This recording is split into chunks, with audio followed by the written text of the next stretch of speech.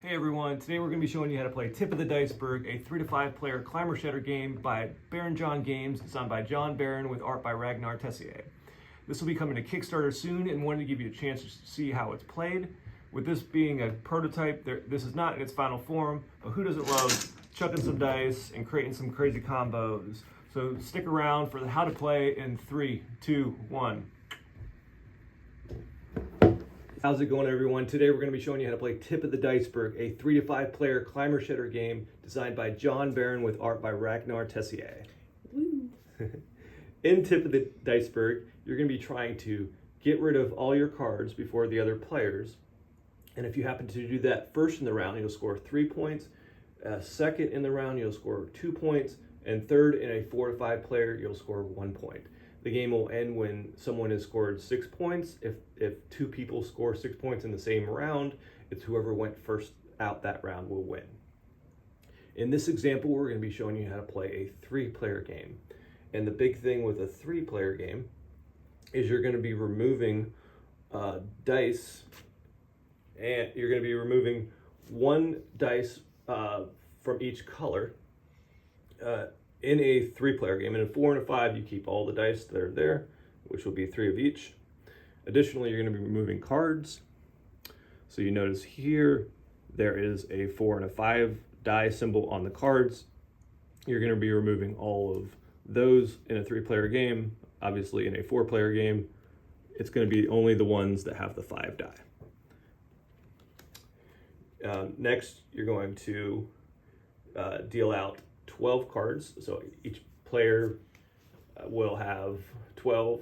You can rearrange them how you like, and then there'll be 6 cards remaining left from there. If you notice on the left side, there's 6 standard Diceberg meld cards with the gray back on the dice, and then there'll be 3 special Diceberg cards that are randomly chosen each round. If you notice, there's some text under the symbols there, and the rules say you may, if that text represents a special ability, and the rules say if 2 special abilities match, you may exchange one for a new one. There's plenty in the deck to choose from. It's great. And yeah, so that is most of setup. The last thing you'll do is, once a first player is determined through any kind of way you choose or random, first player will choose 1 die from the pool in the middle. That pool has been rolled at the beginning. They'll pick 1 die. Then every other player will have a chance to pick a die clockwise, and then you go back the other way. So the last player to pick will pick a die, their second die, and then it'll go counterclockwise. So if you're familiar with like a snake draft, that's how it would work. It'd go in reverse order until all players have 2 dice, and then play will start.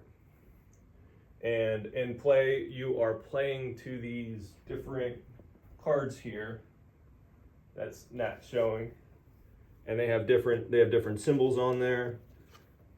I'm gonna go ahead and show you the different symbols, but the general rule is when you're playing a card or set of cards to a Diceberg card, the lowest card in that grouping that you play has to be equal to or lower than a card that was previously played. Additionally, you cannot play to a card that has already been played to that round. Here are the different symbols that could come up on the cards here. So this one that just looks like a die, it's dice and cards in this meld can be of any suit, so it doesn't matter the suit. This symbol here with the equal, dice and cards in this meld must be of the same suit. So one with the X, dice and cards in this meld must each be of a different suit. This one here, dice and cards in this meld can be of any suit, but must be an odd number. There's a little 1 pip on the die here. And then 2 dice and cards in this meld can be of any suit, but must be an even number with a 2 pip die on there. Nat, can you go over what each of those cards are in the middle? Yes, so this is 2 card die sequence. So it's a sequence, that little less than or greater than, however you're reading that, that means, you know, you've got 2 cards, so say something like a 2-3 or a 4-5. So it doesn't matter the suit. It doesn't matter the suit, which is really cool. This is what Nick was just explaining then, a single even. So it's got the 2 pips on there. So these are the generic kind of dices, or die, I should say. Yeah. Generic dices, die. So these are the single even. This is a pair, so you got the equal sign there. So you have to have like 2 2s, 2 3s, something like that. This is a triple, got the equal sign again with the 3 different cards. Single odd, got 1 pip on there, so you just got to play any single odd card. Again, similar to this one, we have the 3 card die sequence. So the less than, greater than symbol here. We have some 3 card sequence, 1 2 3, 3 4 5, something like that. Now these ones are slightly different. These ones actually have the color of the different potential dice, and also potential the colors on the cards match the die, which is really cool. And one thing to keep in mind, those have, like, can you read what that first one says? I can indeed. So you may re-roll a die in your dice pool up to 3 times. Right. So this is really cool. And that's a special ability you get when you play it to that card. So and this says single die, single D4 or D20. Yeah. And the important thing to keep in mind there is the dice and the cards work hand in hand. So you could play a card of that color into that meld, or you could play one of the dice that are in the pool that you've drafted. Yeah. So just to reiterate, the reds, the colors match the dice and match the cards, or vice versa. And you've got little symbols on there as well, which are really cool to help you remember what kind of D it is. All right, so then this is I like this one. It's a 2 sequence pair. So we've got an equal. So you need the 2 different pairs there. So you need 2 2s and 2 3s. So it's pairs, but also sequences as well. Those pairs have to be in sequences. So you need a 2 3. 2 3 twice, or 4 5 twice. That can be tricky. Yeah, you may not. Yeah. Yeah, and again, it's the generic dice. So it can be or die, suit. so it can be any suit. Yep. And then here's an interesting one. 5 of the same card. It's got the equal sign there, and I didn't say, but this will, if you actually manage to make this one, you actually clear the trick and play again. So you get an extra turn. And you clear everything. Yeah. And that's 5 of a kind, I believe, right? That's 5 of a kind, yeah. Sorry, I didn't read the bottom of that one, but you may take a die from the dice pool and set its number to any number, which, you know, if you're trying to get a really nice meld that's not been used yet, that might be something really nice to get. All right, so let's go ahead and go over drafting. And there might be a few other rules that we come up while we're playing it, but we want to get to that and then go ahead and start it. So, Nat, why don't you go first? Sounds good. We're also going to be playing as if Paul is here. We are. He was able to show up in some of our other videos, but not today. Yeah. For future, for sure. For future. So I've got all these cards. So now I'm trying to draft a card that draft a dice, sorry.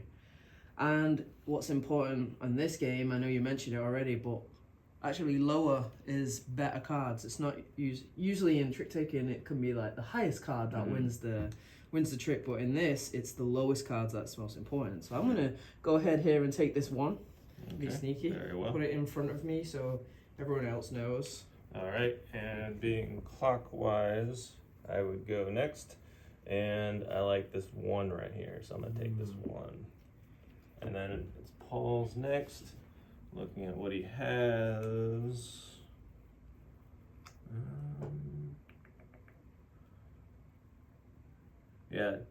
if you have to choose, usually it's good to take Lower numbers. lower numbers, Yeah. but you also want to see what's in your hand. So Mhm. there's some 3s here. He's actually going to take a 4. All right, and then he gets to actually go again. Because it's the snake draft. All right, so I think he'll take this 4 as well. Ooh. All right, Trying to it take goes some back to cheeky me. fours. Look at my hand. I'll take 3. Alright, since you took that flame, take this free. All right, go ahead and start it. So now All you're right. going to be playing to one of these 9 cards, and like as we mentioned, when you play to a card, you can other players cannot play to that same card in that trick, and whenever anybody else plays, they have to play something equal to or lower than the lowest card in the meld that was played. Mm-hmm. So I really like this one here. This 2 sequence pair. I'm gonna try and you're trying to get rid of all your cards. So I've got 2 6s and 2 7s. So the 2 pairs as well as the 2 sequences as well. So I'm gonna go ahead and knock that one out of play. And also I get my treat, as it were. You may take a die from the Diceberg pool and set its number to any. Oof. Wow, that's pretty good. That's kind of nice. So the lowest number I've played, I'll put it on top, is a 6, just for future. And then, so I can take anything. All right. I'll take one of these, and it's always nice to have 1s. So I think I'm gonna put another 1 in there. Okay, very good. And then Now it's Nick's turn. now it's my turn. He has to and play at least a 6. at least a 6. Yeah. If I decided to, I could pass, and then I could come back in the round if everybody but one player hadn't consecutively passed. I am going to play this into this turn, and I'm going to play into the 3-card dice sequence. So it's a 6, 7, 8. I can play this because the 6 is the lowest that was previously played. I don't get any special ability because I played to one of the standard cards, and then it would go to Paul. So Paul can play any kind of meld, at least if it has to have at least a 6 in there. So looking at what he has.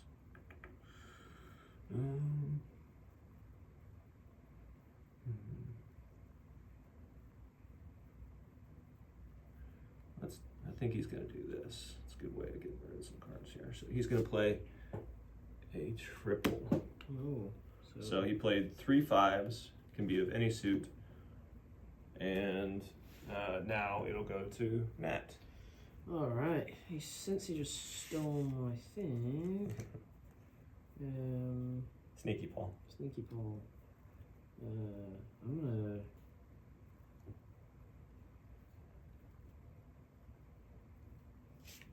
Go over here and do the sequence of a 4, and that was a 3. 3 and a 4. So you can see that she played a die with the card because the dice work hand in hand. Hand in hand, yeah, interchangeably, and it doesn't have to be 2 reds. It could be 2 generic colors. Yep.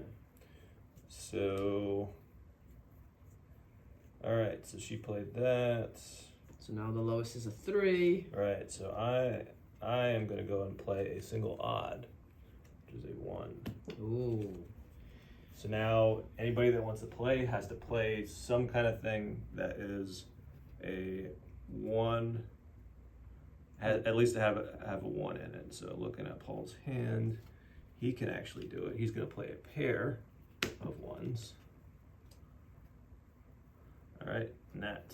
All right, so this one's now out of this round at least, because a single even, we can't go lower than 1, so we can't play a single even. I might be struggling to get 5 of a kind, so my only hope, Obi-Wan, is one of these. The triangle, which, you know what? I'll go ahead and play a 1 there. Very nice. Had a stack of 1s. Okay, so I am choosing not to play a card, but it would be very hard right now. There's a 5 of a kind, or a single even. And again, you can't play it as something that's already been played. So I'm gonna pass, and I am going to take this 3 because I may take a dice when I pass. Yeah, so you don't have to, but you may want to. And then it's Paul's turn. Now Nick can still jump in here at any point after I played, as long as Paul doesn't pass. Right. Correct. Right, because it's as long as everybody passed. Everybody has passed other than the player that played last. In this case, Paul will pass. All right. And looking at his cards, I think I might take this 7 here. Ooh. So now these reset. Yep, So all those cards. Take any cards off there. Reset a little bit. Put them to the side. Any dice that were played to cards will get re-rolled. All right. Now we got a new. We're all hoarding dice right now. So this 0 would be a 10. Mm-hmm. And then Nat would get the lead because she was the last one to play a card. And then given my cards, I'm gonna go with this single even over here and play an 8. Okay. Started high, make it nice and easy for you all. Okay. So I think what I'm gonna do is I will play. I got 3 3s here, and then 3s on dice here as well. So what that means is I clear the trick and play again. So all these cards will be cleared, and then play again. So I'm gonna go ahead and re-roll the dice, and I'll start again. So now I will do a 2-card sequence, a 6 and a 7, with 6 being the lowest. It's to Paul. Paul will do a 3-card sequence, 6, 7, 8, with using a die. And lowest there is 6 again. Yeah, 6, 7, 8. All right, over to me. So I am going to play a 4 here on this single D4, D20. So you may re-roll a die in your dice pool up to 3 times. So I have 2 1s. I think I'm good. I'm gonna keep those 2 right where they are. Smart choice. So I will do a single even with the 4. Okay.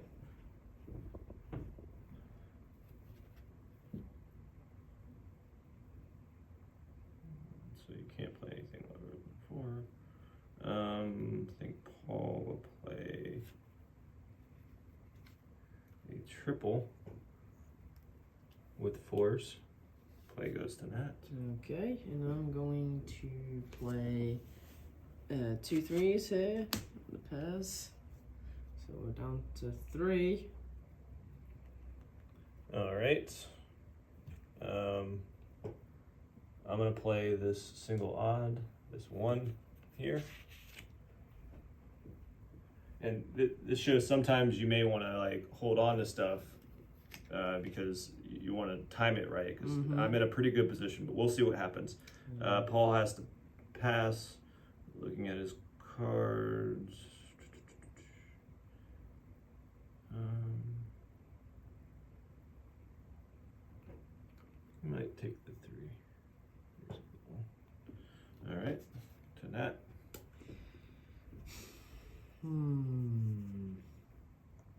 So I have a 2 sequence or a quint, and I'm gonna pass. Let's pass. Save my. All right. Yeah. So it clears. Get rid of those. Put the dice back. Get rid of them. Roll. starts with me.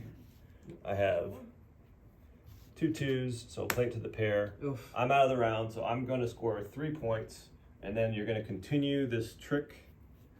If everybody consecutively passed after this, play would pass the clockwise player. Mm-hmm. So it's Paul's turn. Let's see here. He will play a 3-card sequence.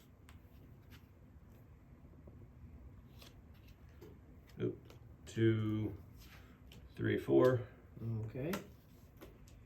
All right. I will play a 2 to there.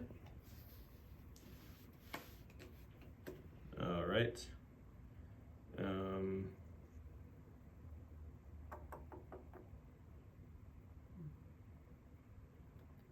Paul's gonna pass. All right.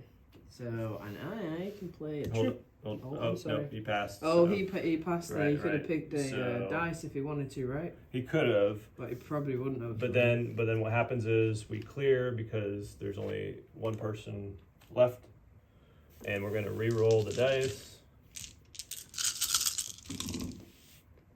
and then Nat will start Would the it be next me? trick. Yeah, because. All right, so I'm gonna play my triple 1 there and get all you go. my cards. The round ends. Yeah, so I get 2 points. Woo! Yep. And so I scored 3, Nat scored 2. Unfortunately, Paul did not score any in this, and then the round would end. And then you would continue to play until Someone gets 6. someone gets 6 points. So what's going to happen at the change of the round is you're going to go ahead and collect all the dice, reshuffle all of these cards, including the ones that were set aside at the beginning. You're going to reveal 3 new ones of the special Diceberg cards. The 6 standard will always be in the next round. And then play will continue Until someone gets 6. until someone gets 6. So just 2 more rounds for me. One more round for me. And that's how you play. Yeah, it's a bit of Diceberg. Thanks for watching.